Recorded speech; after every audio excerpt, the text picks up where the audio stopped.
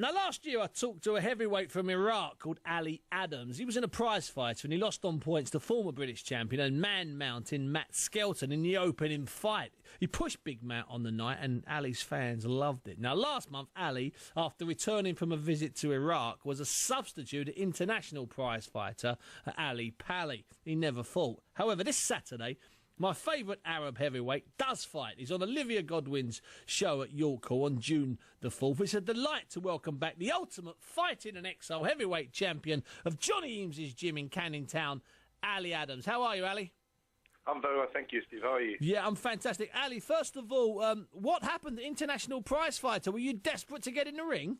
I was desperate, badly, believe me, Steve. You know, I was really desperate. You know, it's like, it nearly happens, you know, because the American had a cut. Yeah. And the other kid, you know, I think he had a swollen shoulder or something. Shoulders. So I nearly there, you know, there to get in the final. I was hoping, I was thinking, but it didn't happen. Oh. But, you know, I tried really hard as well for it and everything. Mm-hmm. But, you know, just this is like, you know, it's boxing. So yeah, exactly.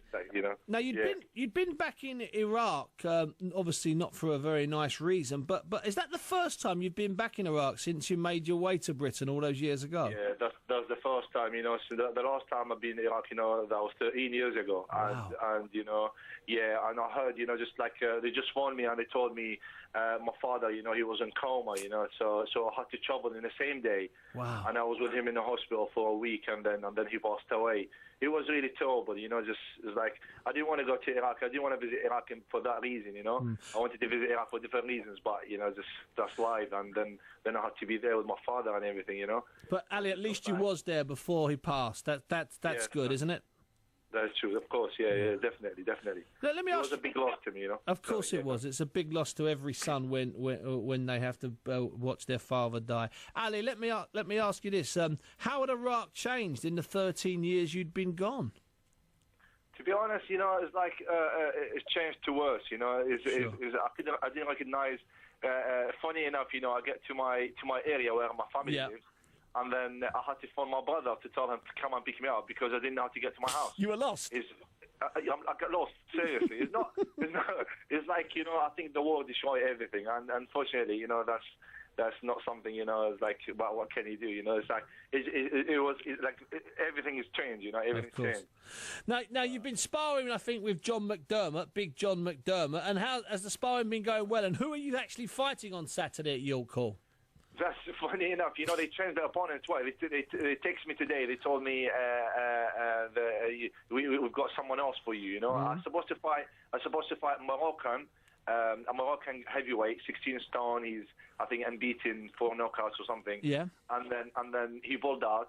And I'm supposed to fight a Lithuanian guy. Yeah. And then I think he fought yesterday, or he pulled out. I'm not sure the reasons. And now they texted me. They told me, you know, you've got someone else, you know, from Ukraine. Okay. So I'm looking forward to it. I'm ready anyway, you know, physically, mentally, you know, everything. I'm just ready. I'm ready for it, you know. Well, what's your plan, do you think, Ali, for the next 12 months? Because you proved in the Matt Skelton fight and you've turned your career around and you're working very well with the people that did TKO, Johnny and co. Where do you want to be in 12 months' time, Ali? Because you're not going to be a loser. You know that, don't you? You know, I'm never going to be a loser. You know? I'm not a loser. I was born as a winner, you know. Good.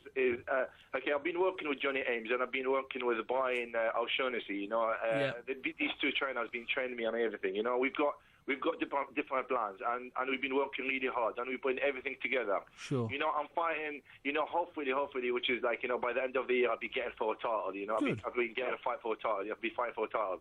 And, you know, we've been working really hard. I'm putting 101% to this business, you know. I'm giving it like all, you know, because I love it so much. And I've been in this business for long enough to make me win a title and to make me get somewhere.